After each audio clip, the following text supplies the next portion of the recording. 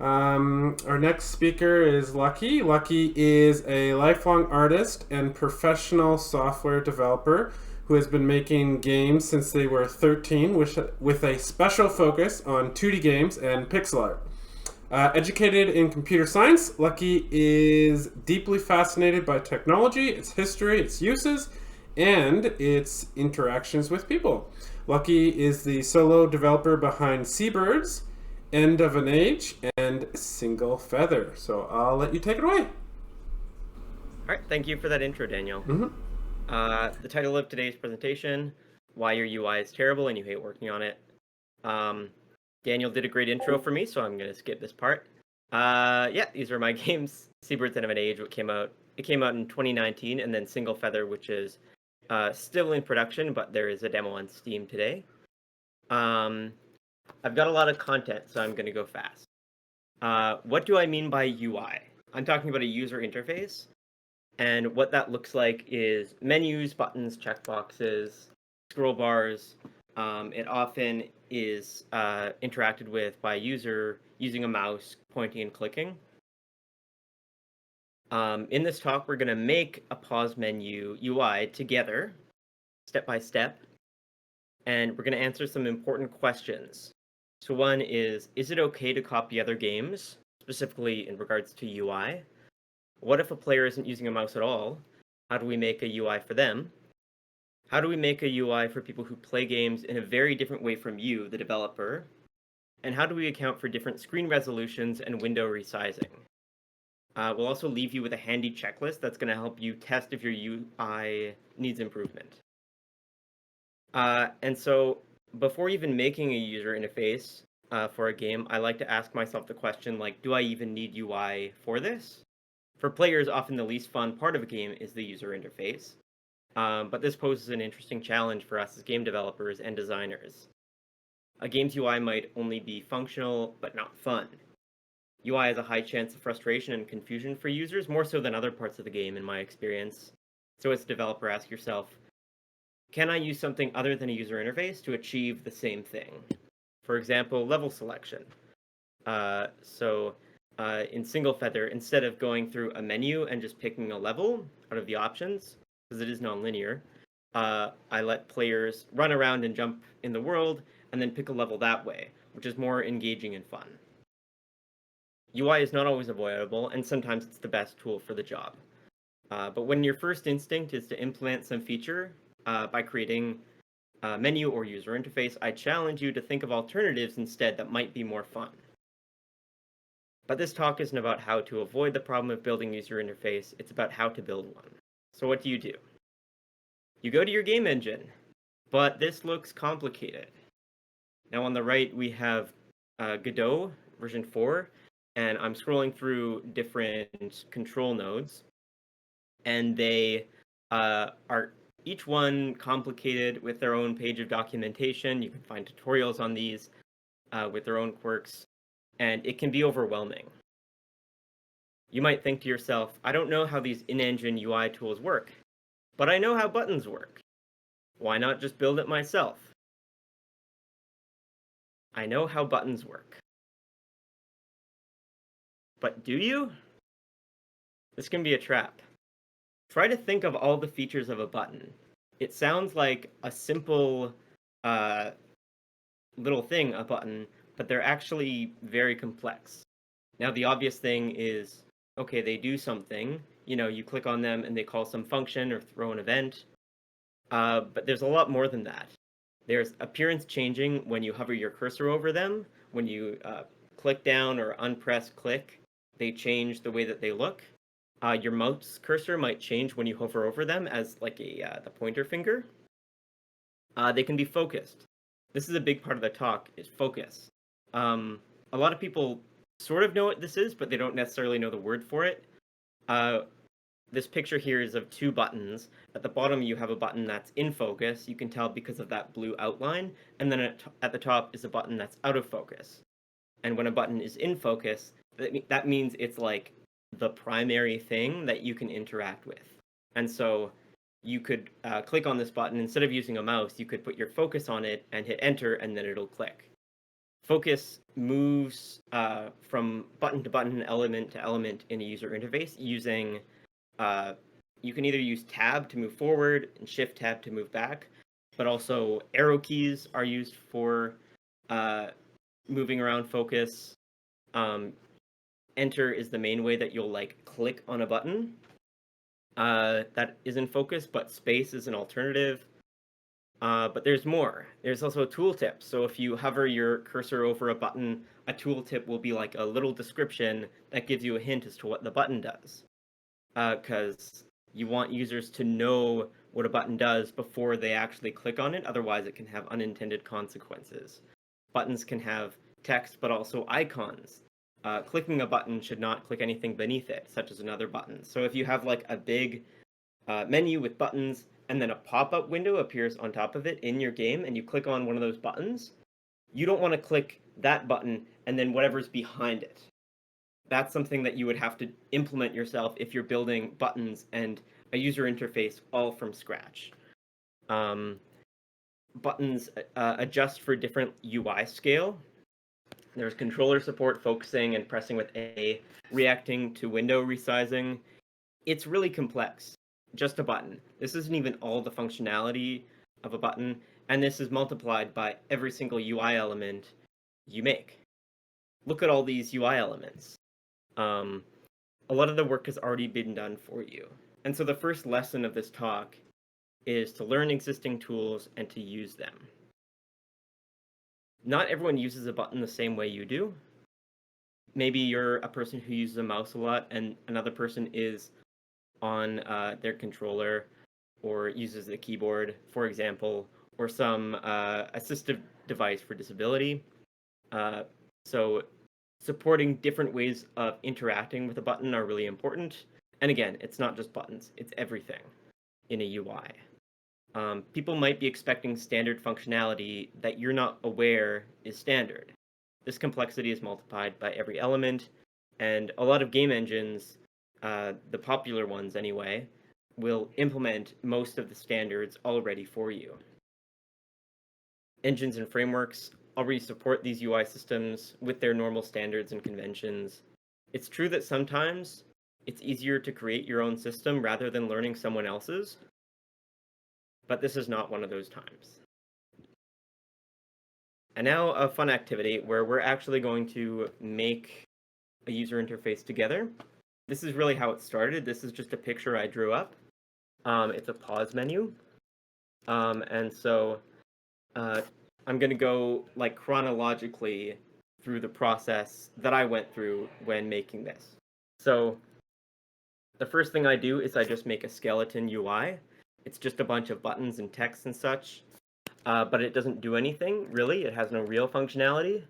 But even though I put all of these elements on the page and didn't really program anything, I used Godot's control nodes, and they come with a bunch of functionality already. So if I hover over buttons, they change in appearance. If I click, they change in appearance. And then there's also focus, which Godot implemented, and you can see it with this white box around controls. And I can move that around, and I can click, I can click different buttons and such. That's great. But there's a lot left to be desired for this UI. For one thing, scaling the window is not always pretty. If you've maximized the UI, this looks tiny. It looks pretty ridiculous.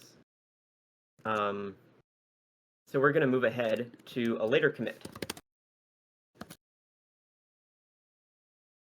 And we're going to see what this looks like. So what I've added is now the scale of the UI is proportional to the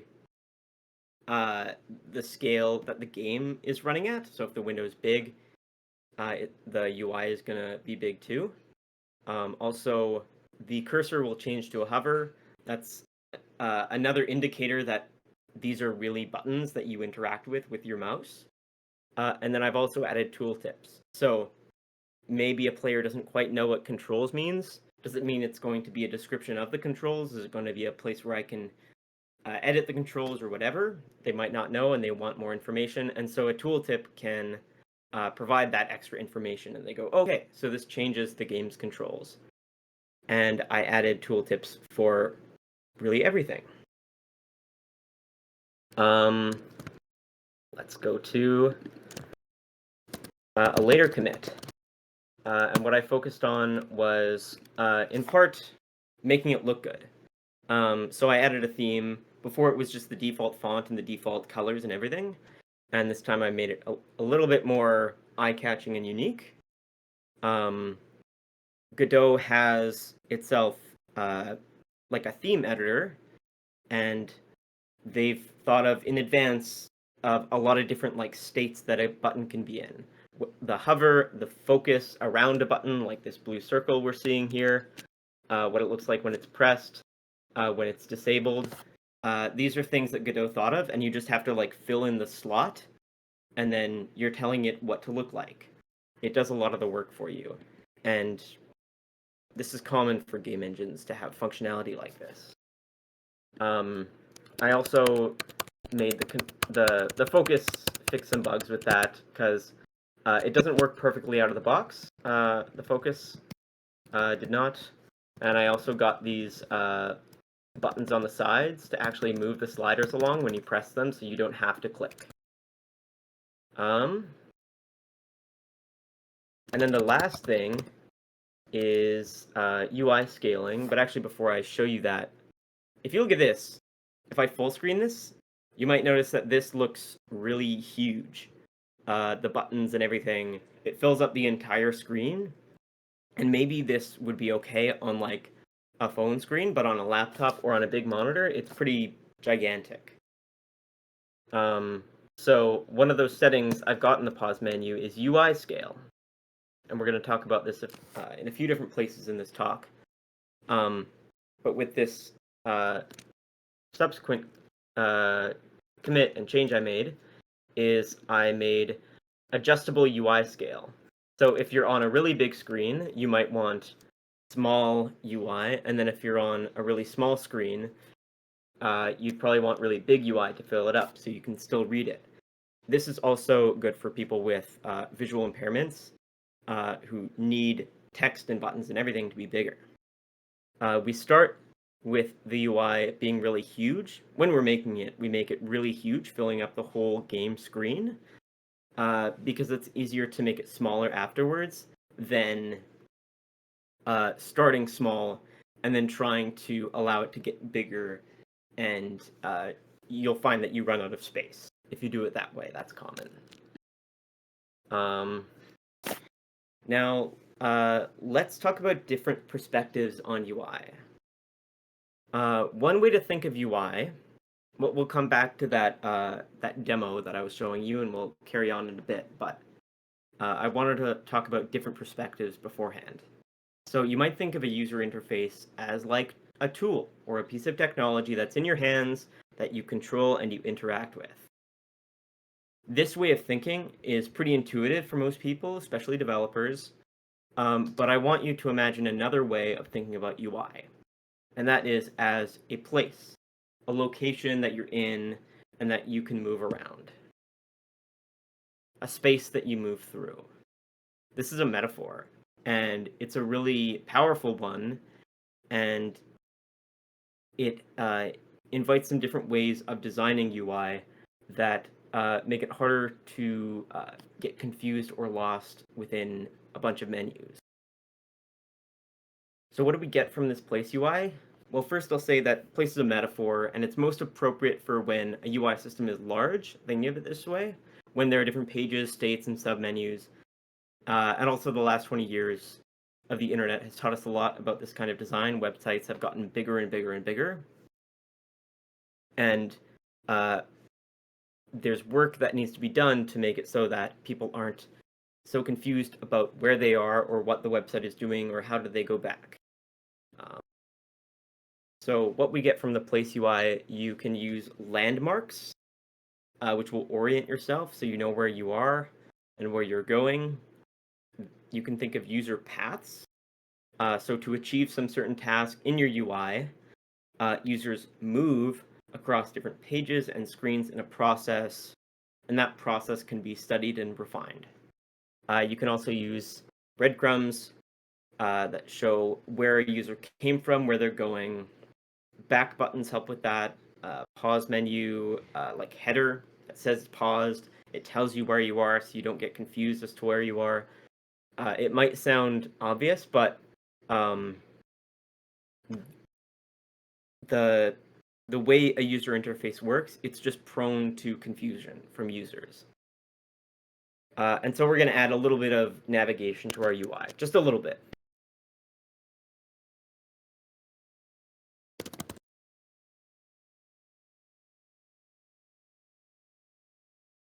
Oops. So now if you click on controls, it just takes you to a mock-up. So if you can imagine there being a lot of options to remap the controls here, but you get a sense of what it looks like to move to a new screen. And what's important is, especially important, is what's at the top left, where it once says paused, now it says controls.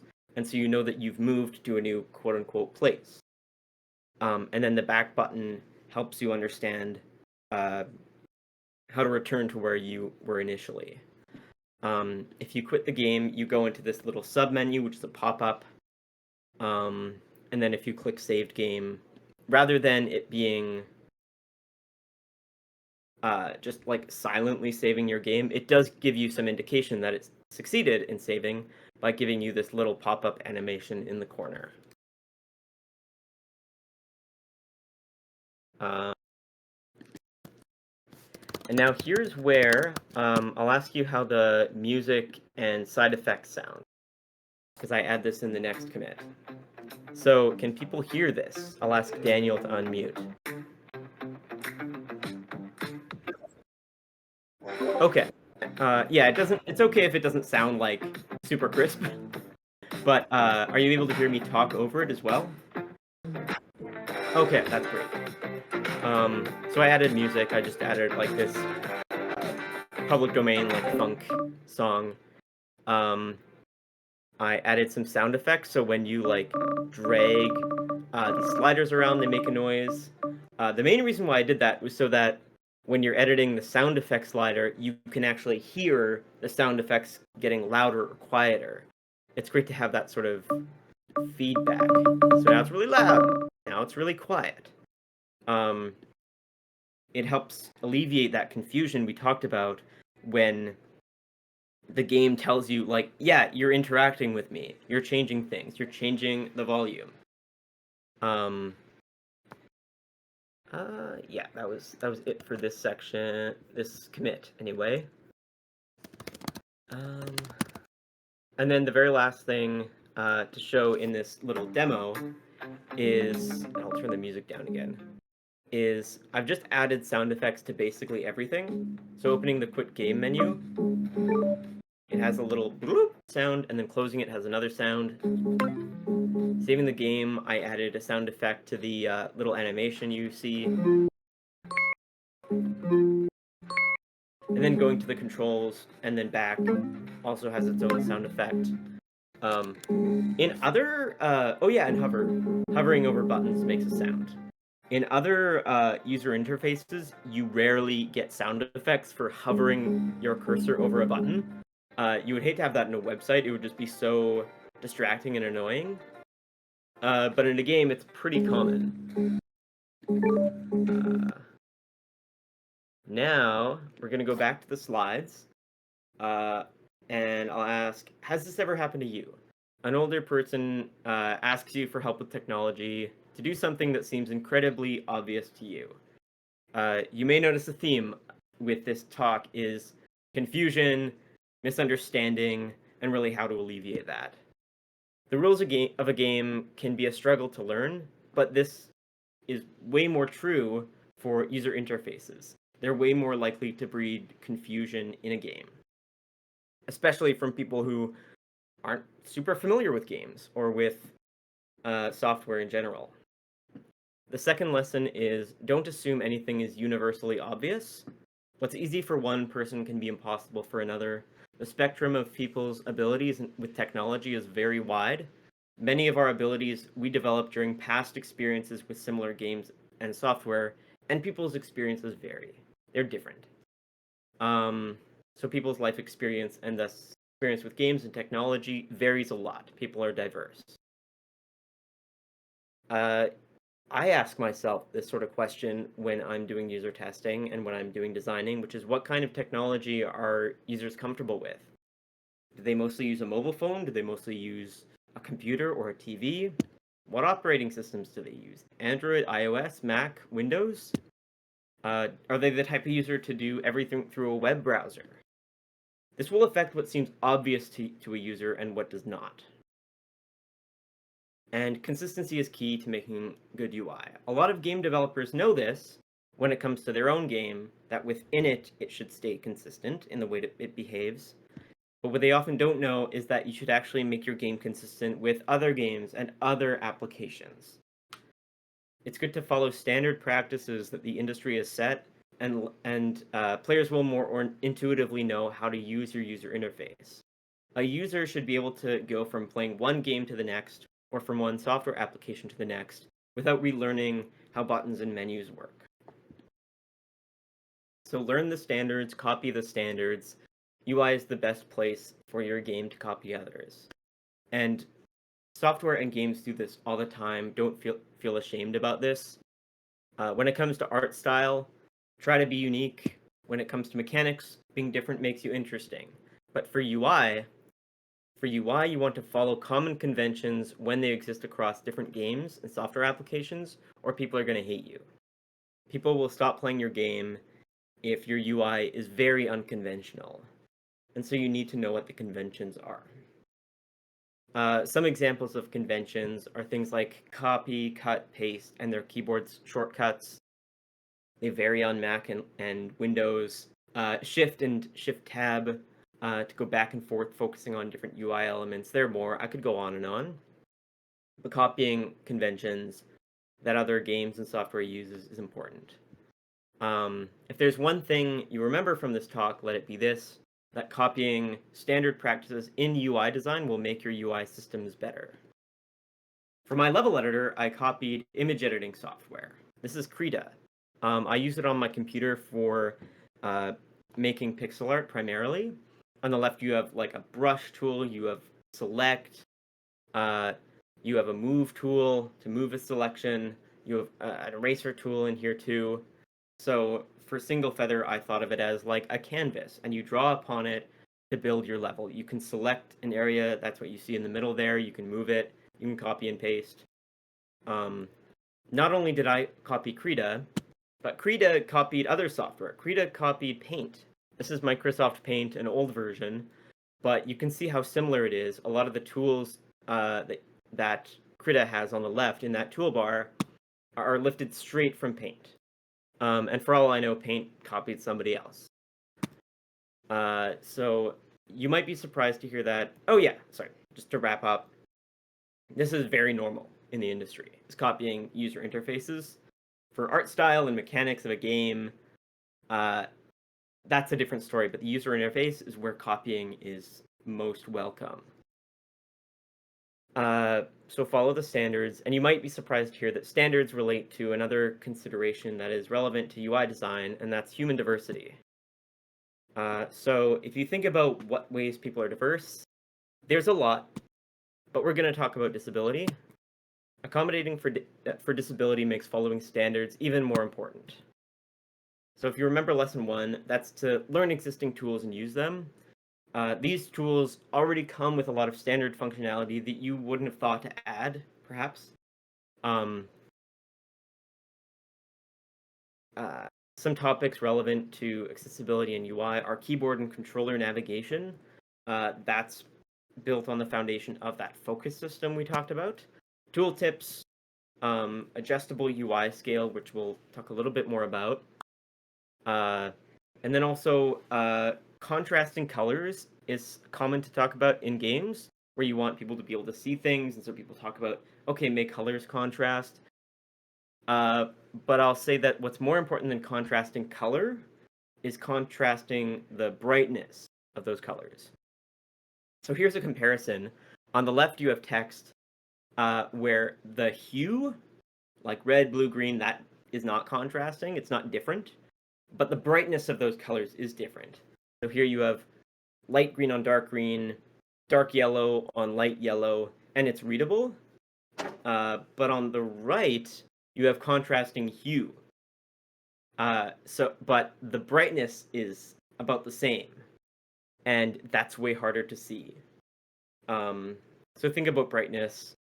Don't worry too much about hue, and it's going to be more accessible for people with visual impairments, people with color blindness, and everybody really. Like this one here, I can read okay, but kind of hurts my eyes. And if you're red-green colorblind, it's going to be even harder to read. What I like to do is the grayscale test.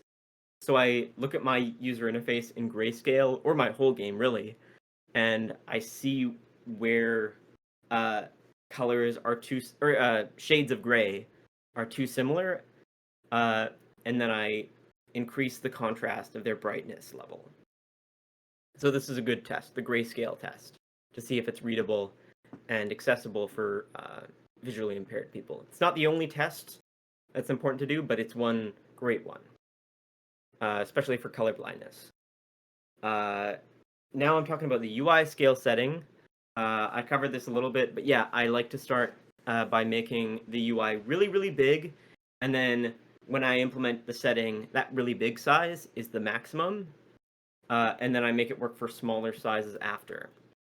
So this is the single feather level editor at the max scale, which is what it looked like early on, and then when I implemented the UI scaling setting, this was more so the size you'll see, with buttons being a bit more reasonable in size. And a smart thing to do is guessing the right scale setting based on how big the game is running at, what the resolution is that the game is running at on the player's computer. So if they're using like a really big computer screen, you want the buttons to be smaller. If they're using a small computer screen, you want them to be bigger. So I make that guess when the game is opened, and then users can change the scale if they want to, but most won't have to. Icons, and I'll wrap up soon. Icons are great for improving understandability of a user interface. For example, the slideshow I've got here, like you have in the search menu, you've got an hourglass, you've got a printer for printing. That makes it easier to understand what they do, and it can also save space if you want to get rid of the text. Here's a link that's great for finding free icons, fonts.google.com/icons. I've got some sources, like people have studied this, and yeah, like images improve the understandability, the comprehensibility of something, and so it's a good thing to use in addition to, or sometimes in replace of, text. This is that icons page I was talking about. So almost any icon you need, you can find here. You can search for them, and there are different variations of them. You can you can edit these settings on the left, and it's a great thing to use. They have a very generous license, so you don't have to pay for any of these. It's the Apache 2 license. I encourage you to check it out. So just search Google Fonts Icons, and you'll find this page. In conclusion, we'll cover again quickly, what have we learned today? At the beginning, we set out to answer a few questions. One being, is it okay to copy other games? And that answer is yes, when it comes to UI at least. Copy other games, copy other software. UI is the best place to copy other games. What if a person isn't using a mouse at all? You implement Focus to support keyboard and controllers. And if you're using a game engine like Godot or Unity, they've already done half the work for you. So use their UI elements. How to make a UI for people who play games in a very different way from you. Support a variety of inputs, so mouse, keyboard, controller. Use a variety of context clues, those could be icons, tooltips, etc. Use your engine's tools for building that UI, because it'll come with standard functionality you may not have known is standard. And you yourself, make sure you adhere to common industry standards. How do we account for different screen resolutions and window resizing? Pretty simple. We start with really big elements that fill the screen in our user interface. Then we provide a setting that allows users to adjust the size of UI elements, and upon opening the game, we guess the UI scale appropriate setting based on how big the game is running at. And we want to stop guessing upon opening the game after the players picked a scale setting, because then we'd just be undoing their setting. The final checklist, I'll encourage you to take a screenshot or a picture of this. Support keyboard and controller navigation using focus. Have a dynamic adjustment of layout based on the window size. I'll actually show you an example of that with the slideshow app. So if the window size changes, we can see the title shortening and ending with a ... We can see, it works a little different on Chrome than it does on Firefox, but it adjusts very well. Nothing like disappears out of screen. We want to make the cursor change on button hover. Rather than color contrast, we want to focus on brightness contrast. So check in grayscale, do the grayscale test. Have your own custom appearance, UI style, and themes. Use button icons when appropriate. Use sound effects. And even better, use animations, because then it can look more engaging and fun. And that's the end of it. That's all, folks. So thank you very much. I think that was like exactly 30 minutes of presentation. If you want to see the source code for that project, this is the link to it. It's on my GitHub for that good UI demo example. My itch page is luckyadamsdev.itch.io. And if you want to check out Single Feather, use the level editor, make your own levels. That demo is on Steam, and so you can click on the QR code. And that's all I have for today, so thank you so much.